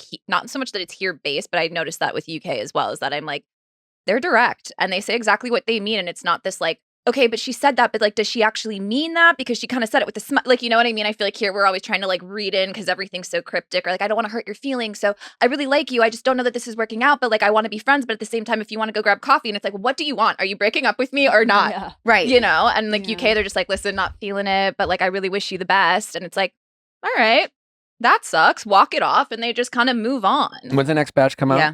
Friday. Friday. All right. Well, we have another batch of episodes coming out on Friday. We'll have to see what happens. All right. Moving on to the Valley. You're watching that. Did you watch Love the the reunion Valley. last night? I did. So dark. I did. Well, we It have is. a rapid recap to bring everyone up to speed in case you didn't watch last night. Mary has a quick rapid recap for y'all. All right. So if you missed last night's episode of The Valley, here's what happened. And if we can get into a moment of absolute misery, we got the Valley reunion part 2. Jax once again was incapable in every single way of seeing Brittany as a person who can exist outside the context of his own narcissism. And for that reason, I do think it's important to point out that his lifted sneakers still barely brought him feet down floor level on the couch. So short king, I guess, for him. In a rare moment of community, however, the Valley crew came together to honor and mourn the loss of the only constant place of peace for the group, and the one thing that Jax and Kristen Stewart have in common, which is a love of Hooters. And in honor of Hooters and their impact on the Valley, I would like to take a moment of silence to thank Hooters for their service. All right. Anyway, we've got Janet and Zach still hating each other. Nothing's changed there. Also, Jax gave a more heartfelt and honest apology to Danny for coming at him about his drinking than he ever has to Brittany for making her life a living hell, but that's neither here nor there. And although I disagree with pretty much everything Janet has done this season, I do want to give a shout out to her for coining the name Danny Darko, because it's really fun and cool, and I think Danny should lean into it merch-wise. And that's maybe just something to think about for Danny. Finally, Janet and Jason decide that Jasmine's issues about Danny grabbing Melissa are actually about them. So, I guess welcome to the LGBTQ plus community, Janet and Jason. Hopefully it'll make them more interesting going forward. Overall, thank God that the Culture Awards aired right after this, because I needed a break of levity. Okay. Honestly, yeah, Danny and Nia has the tired but happy merch. They definitely need to add in a little bit of Danny Darko. They really see- should. Danny Profit Darko. off of Yeah. it. Yeah, profit off of it just a little bit. It could be like all dark colors, navies, Yeah. espresso browns. Yeah. It could look like Jax's bar type, maybe, and it Oh. like just Slanted? say it. Yeah. like slanted. They, Yeah. they should make like a superhero character. Mm-hmm. Oh, Yeah, and then that's on the fun. back it should just say, "I'm sorry." Yes, and Yeah. it's him apologizing for the 900th time. Yeah, permanently this time. Or Jax came for me and all I got was a stupid t-shirt. yeah, Not bad. That's true. It's nice. not bad. Thank you. Jax tried to end me, I think was his, right? Yep. Jax tried to end me, and all I got was a stupid t-shirt. But all jokes aside, welcome. another very dark episode. I Yeah. will say, for the first time in a long time, I did feel empathy for Brittany and Jax when they were talking about their child and like just like that journey, yeah. you know, of his development early on, only to find out like a year and a half in, you know, Mhm. that obviously he was diagnosed with autism. Credit to Brittany, really seems incredibly hands-on with bringing awareness to that community in the development around that. And then again, just back to like Jax, just so dark, just so. For a moment, you know, I'm watching it and I hate to admit it, but like Jax, because I'm watching it thinking this it feels wrong. Like maybe Jax just has a mental health problem. You know, it's like, am I watching someone who's literally sick in the head, needs professional medical mental health care, and we are watching this tragedy being recorded. And in that lens, I'm feeling just a little bit of empathy. Like maybe he doesn't It's know all better. performative. And then Natalie's just like, yeah, it's all, you know, and then you have, Even Brittany's like, I find this hard to, like, I Yeah. feel like this is Yeah. all performative. Yep. It so she 100% said that, is. but then when you think of it on that context, right? You think of it on that context that like, that Jax is up there essentially faking a mental health manic attack and saying what he thinks he needs to say. But Yep. at the end of the day, all bullshit. Where like, then you must believe that Jax, who's like saying, oh, I miss my kid and things like that. But no, in reality, that he probably does enjoy the freedoms of being a single man and enjoys like, I think he enjoys, in the words of rage Kenny texting Rodriguez, Brittany. having sex with hella bitches. Yep. I think he Um, enjoys like the control. I think he enjoys the toxicity, but that he can have over Brittany. I think he enjoys, being able to do whatever he wants and go and play. And like, I think he enjoys all of that. And I think he enjoys having to like sit on that couch and like have these people kind of be like, "Oh, you can still change, Jax. There's still time." And him like him like crying or whatever the And fuck then that Jason was. falls for it. And this is like, No, It's Jason also- and Jax deserve each other. 100%. And Janet. There's Janet in there. Well, yeah. Jason was terrible Yeah. this episode. I'm just like, Yes. I've watched Vanderpump Rules since the start. I've watched 8 reunions, I think, maybe 9, but 8 reunions where every year that Jax is confronted with his terrible behavior, and his excuse every time is, listen, I know that I'm fucked up. My Mhm. brain is sprained. I'm a work in progress. And it's just like, how many years, year after year, are you a work in progress until it's just like, we're not working on anything? Yeah. I'm going to eat my words a little bit. Okay, here's why. There's the only reason I would defend Jason, because at least he's having his wife's back. You know, while I is. don't agree with anything that's coming out of Janet's mouth this season, like I at least respect. You know, if you're going to be married, and just forgetting about reality TV, you got to be a team. You got to be a united front. You Mhm. have to have your partner's back. Whatever conversations you have behind closed doors, whatever. But like public facing, like if you can't have your partner's back, what's the point of being fucking married? This is all to say too, like because you see in a lot of reality TV people, a lot of people in this universe, like which is why relationships often don't work, because at the end of the day, there's a lot of people who are on TV on Bravo, where like they're married to the job. Mhm. right? In the sense that like it's like there's no, hey, our relationship, we choose us first. We're going to protect each other first. There's a lot of people where it's just like, listen, if you're married to me, everything's on the table. It's fair game. Like we had Tamra Judge on yesterday, and like, whatever you think of Tamra Judge, like I honestly kind of like respect how she moves in Bravo world, where it's like she doesn't really bring Eddie on this, make it a storyline. She does. There seems to be a separation. Like there's a disconnect. Okay, I'm filming, I'm doing TV, fine, I'm leaving. And there's other people where it's just like everything about my life is fair game. And I'm going to talk about who I slept with. I'm going to talk about whatever. And if I have to disrespect my partner in the meantime, it's to me that's crazy. But there's people do it all the time, and it's like at least Jason has his wife's back. I'll agree with that, but I'm also kind of like, I also think that they're both the same level of deluded, that I'm just kind of like the way that he was like, oh, all I see is everybody else spending their time on camera talking about my wife. Like, what did she say? What did she do? And then it's like, while simultaneously the other cast members are calling out her behavior, she's contradicting herself on the couch. And then it's still like, well, what did she do that like everyone's so mad at her? And it's like, bro, I do think that accountability does matter in a relationship. Yes, always have your partner's back. But it's also like, if you can't admit that, like, hey, you did something wrong, like, like, let's not pretend like Janet was walking around this whole season, never said a bad thing about anybody, and everybody just decided to hate her for no reason. No, but all I'm saying is if Jason, if behind closed doors, he's just like, listen, I don't know what the fuck she's saying, but but like, I'm just going to have my wife's back. I can respect that. I did appreciate Jesse in that moment coming out and being like, I will also say, like, Janet, like she's all like, we're great in real life, but then watching that back, I was like, who the fuck is this? Like at the dinner at the Mexican restaurant when Janet like out of nowhere is like trying to come for Kristen, and Kristen's like, why are you talking right now?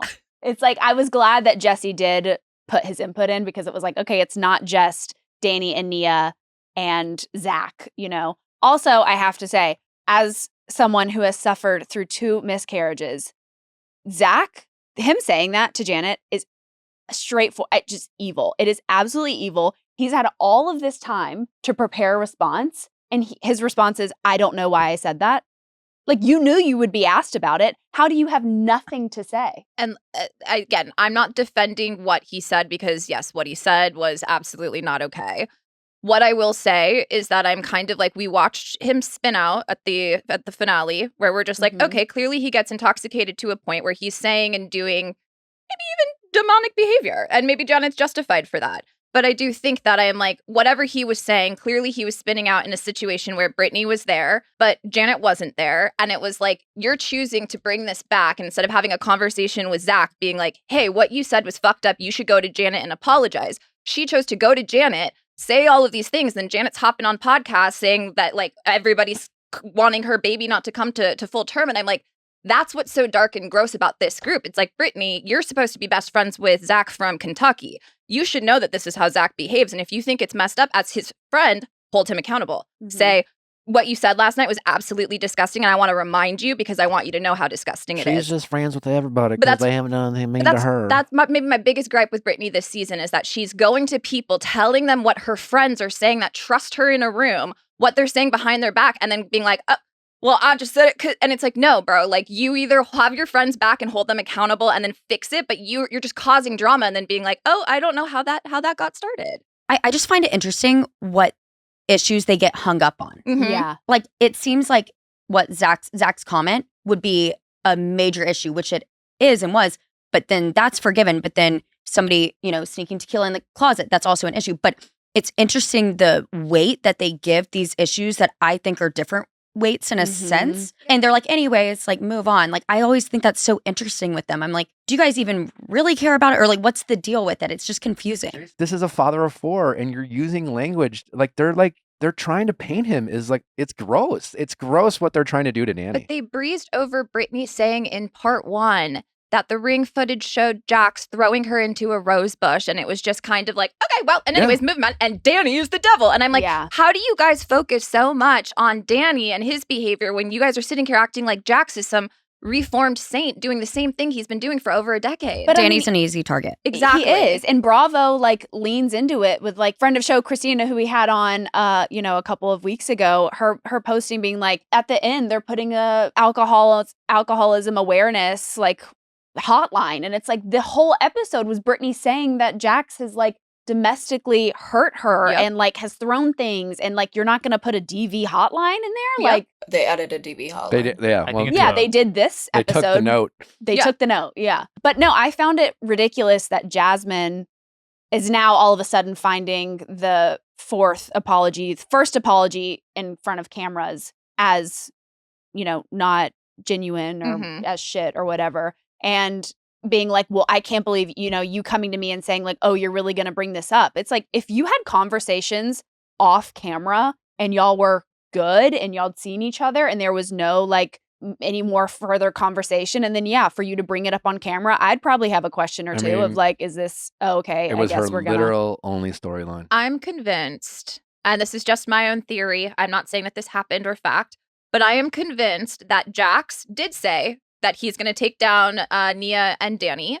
And then I think he recruited Jasmine. I think he recruited Janet and Jason, because the way that these people still stand behind Jax and everything that he says, and it's like, we're all going to take down Danny because Danny and Nia have this perfect image, and they respect each other, and they speak nicely to everyone, and they don't talk shit about everybody. So let's drag them down. It feels like it was a joint effort among the least interesting characters of the Valley to try to take down the one functional couple that actually has respect for each other. The way Andy Cohen kept giving Jax tissues.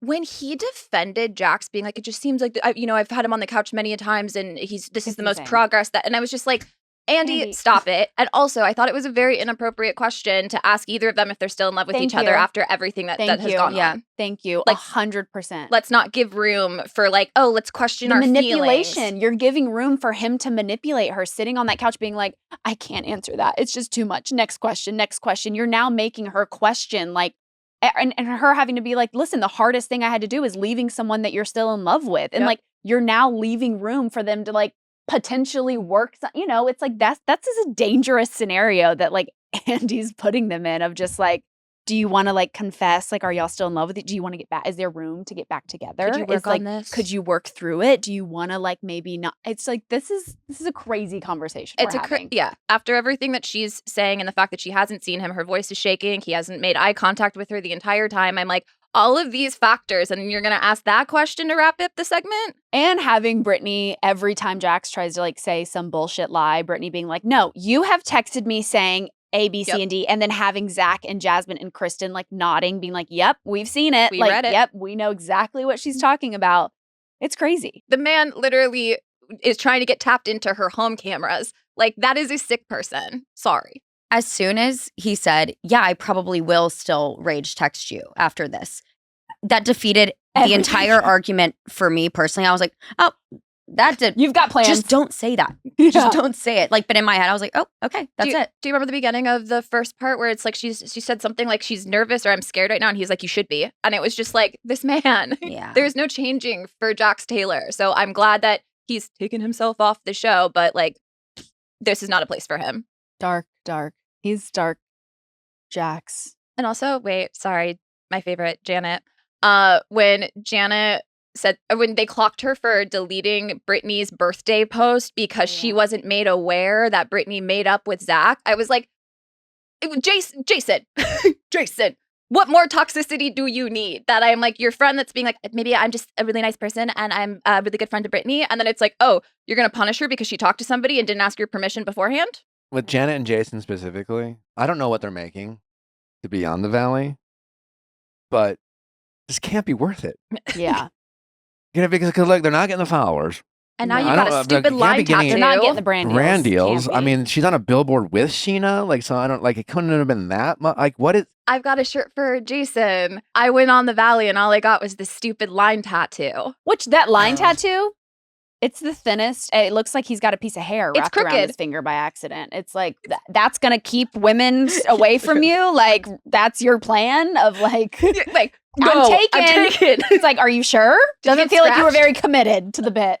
Seems like you asked him to finish early. I will say the one thing Janet did get out of being on the Valley is that she was somehow in the crowd at the Culture Awards. She snuck in through the back door. Well, They bravo, were like, you know. Janet, you're not allowed in here. And she was like, I'm a seat filler. Well, maybe that's how they get her to come back. I mean, she's a great villain. She's a great villain. Lack of awareness Yeah. is She's a great great on villain. television. That'll do it. I'm just kind of shocked that she keeps showing up. I don't think I just she don't know hates what's it. the point. Yeah.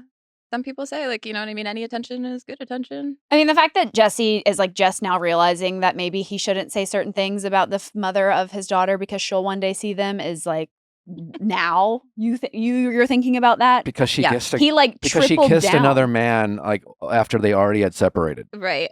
And you're still trying to have your gotcha moment being like, you cheated. You cheated. Just say Like, it. no one Yeah. cares. Like, And whenever Michelle was like, he was like, the one thing I hate more, or there's nothing I hate more than cheaters and cheating. And she was like, that's funny because when we separated, you started sleeping with a married woman. So which is it? And he was like, 25 years ago, she was not. Yeah. How old is your ex? Yeah. Nick was like, wait a second. She was Should not married add for it up. 25 years. And then Jesse just was like, okay. Yeah, I did. Yeah. I Yeah. don't know. I have nothing You win. else to say about that. So move on. Andy does move on quickly between Jesse and Michelle. I don't think he doesn't really let Michelle. I don't know why speak they. a lot. Yeah. I don't understand why Michelle is so hated. She has Mm. gets. I'm shocked. There's not more empathy for Michelle. yeah. I don't know how you can watch anything that Jesse does, and regardless of whatever you think of Michelle, just not have some like empathy for like dealing with a man like Jesse. Like Yeah. just to be. I don't. She gets all the credit in the world from me. But my favorite too was, I don't know if it was Jasmine or who was next to him, but talking about his pants. And someone's like, they look really cheap. And he's like, no, they're really expensive. Now and I were talking about this last night, where it's just like, with Ask Nick, sometimes you get people calling in, and if like someone has like they're dating someone and there's like a relationship problem, it's always like, you can always break up. Whatever your problem is, you can get out. And I don't know how you feel, but like, because you're married too, but like there are some people who call in, and there are people you're when you're married and you got kids, you're stuck to a certain extent, even if you can get divorced, and to be married to someone like a Jax or a Jesse, people who are just like our emotional terrorists. And that wear heels. Yes. Tennis shoe heels. Like, there are some people who make choices where like, this is my life. And this is, and I have to deal with this, and there's no out. Brittany said multiple times, she's like, this is a living hell for me. Like Yeah. that is, and you're like really thinking of like her actual day to day and with their son and everything. I'm like, it's so dark and really sad. Yeah. Her having to be him being like, I'm home alone every night. Like, I'm so lonely. She's like, no, the fuck you're not. You don't know what lonely is. Like, I am home alone with our son, like going through all of this by myself. And you're like not around. You don't help. Jax goes, it must be hard. That was crazy. The revolving Yeah. door of women apparently coming through his apartment too. The way that he's just able to excuse all of his, he's like, yeah, I like the control. It's So somebody else's fault Yeah. every time. All right. Well, hopefully we got one more episode of Jax Taylor, and then we'll never have to talk about him. Hopefully ever again. hopefully. He'll find his Not way. that there He'll won't find be a way. there won't be other burdens we'll have to bear. I'm sure watching he'll the be on show. Special Forces next season. House of Villains So, again. yeah. Yeah. Mhm. He'll find his He way. unblocked me, so I can now He follow did? what he's up to. You were wow, blocked by he's still Jax? got Nick blocked. Are you blocked? So Last time I Ooh, checked. Love that. why been were a you while. blocked? It's a very special group. I don't know why I was blocked. Hmm. I think my old agency that I was with, she would post me, and from gathering this was years ago, somehow we were all at a dinner or whatever, and of course I had to bring it up because it was like kind of trending. It was like blocked by when Jackson. they I was were like, like- I was like, so why'd you block me? Like, because I don't know what else to really say to Mhm. him, and it's like me, like Yeah. I'm such a different world, like whatever, just funny. And I think it was just because she would post me a lot, and then so we didn't want to see it. This was Is your what- publicist Yes, at the time. at the time. Yeah. So I was also blocked by Jax. Wow. Didn't look you at go on a us. trip with Brittany I did for 2 years her ago birthday or something? with like the publicist that I used to be with. She brought a bunch of her clients, and so I went on a trip with Brittany. How was that? So I'm always Team Brittany. yeah. Always okay. Team Brittany. Yeah. Well, Hannah, it's good to see you. Yes, it Yeah. was so nice. You guys are really great at this. Thank you, Hannah. You guys should do it for a living. Really. We Think actually, about it. we were thinking Yeah. about starting our own show. We should do Where can people find you, follow you, all that What's fun go- stuff? yeah. What's going on? So I have an app. It's called SETI app. Yes, she does. And it's not going to give you a BBL or like change your face. It's just filters. And they're really great filters to be creative. So we have SETI app. And I'm Hannah. Oh my gosh, I used to be Hannah G11 on Instagram. 4 weeks ago, changed it to at Hannah G. I paid for it. So weird. I would never you do it. lost But the 11. yeah, it was just It's a time. big moment. Yeah. It's It a was just big fun. moment. I said, you know what? I'm an adult. I You can do this. found Hannah G, and you're like, hey, babe, what Can you take 11 and I'll take Somebody Hannah G? brought it up to me. And so I wasn't actively looking. And they're like, Okay. if you want to do it, like, It's we very have cool. it. We can And do I said, this. let's do it. So I'm at Hannah G. And on TikTok, I'm at Hannah G11. I couldn't lose the 11 there. But You know what? I need to find whoever is Natalie Joy. And because I'm the Natalie Joy, you know? Yeah, it's two N's, two J's. It's like, it's a little bit of a stutter. You I know feel what like I'm that stands saying? Yeah, it does. It does. I'm different. Well, it's always good to see you, Hannah. You will have to come back. Thank you also to our guest, Clayton Echhard, for joining us as well. If you did not get to listen to the Going Deeper episode with Tamra Judge, it is out now. It is awesome. It's a whole conversation with really who is Tamra Judge, and I found it to be fascinating, electrifying, and Team Tamra. Check out all our amazing episodes that are out and available, including our Ask Nick episodes. We will see you next week. We got a great week lined up for you. It's going to be amazing. We'll see you then. Bye-bye.